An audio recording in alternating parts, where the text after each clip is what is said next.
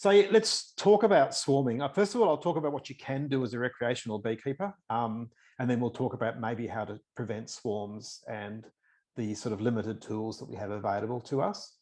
So I went through the order again today. It changes all the time, which is really frustrating, but the current rules that are in place at the moment as of 6 p.m. tonight are that a recreational beekeeper is allowed to catch swarms, but only allowed to move them once. And that they must do an alcohol wash, not a sugar shake, but an alcohol wash prior to moving the swarm. If you're not allowed to actually move your bees as a recreational beekeeper. So once you've captured that swarm and moved it, that's it. You can't move it again. Commercial beekeepers have slightly different rules, but the recreational beekeepers are only allowed to do that.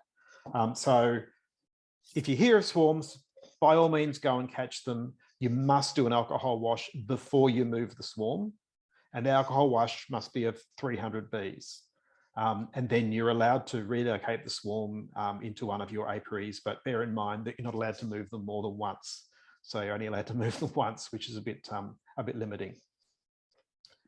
With regard to the other things that you are not allowed to do, at the moment, unless you breed your own queens, there are no queen bees available to recreational beekeepers. So you cannot order a queen from anywhere and use it.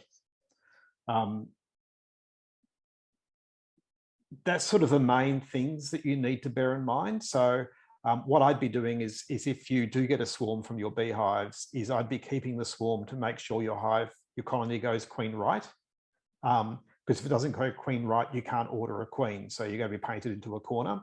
Whereas if you've got that swarm ready to go, you can always recombine it. And we'll talk about those things in a minute to save your bees. So it's sort of, it's pretty important that you try and do that.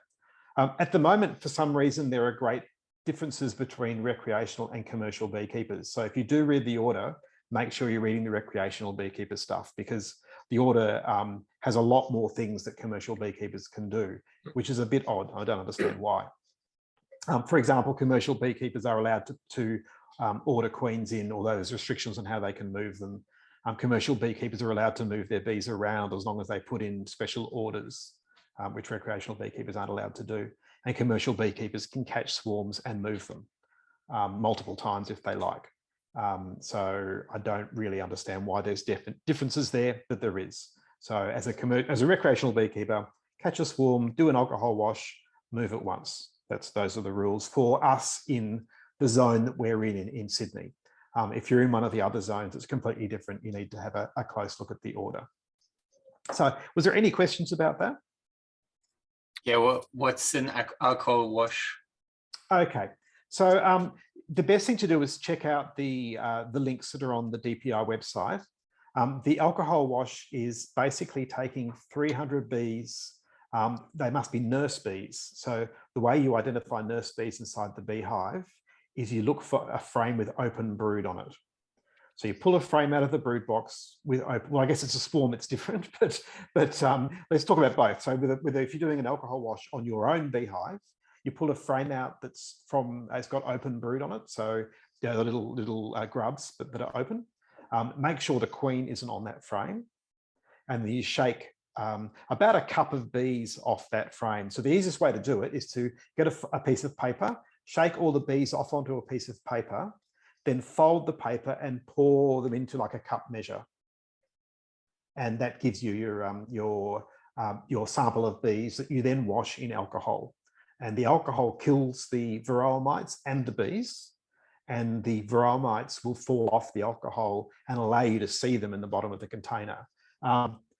The best thing to do is check out the links. Olivier's just put one up in the chat box. There are linked resources available on the DPI website. The thing with alcohol washes is that you've got to do it well, and it takes time. It's not a quick thing to do because it takes time for the varroa to die and fall off the mites. It doesn't happen, sorry, the varroa to die and fall off the bees. It doesn't happen straight away.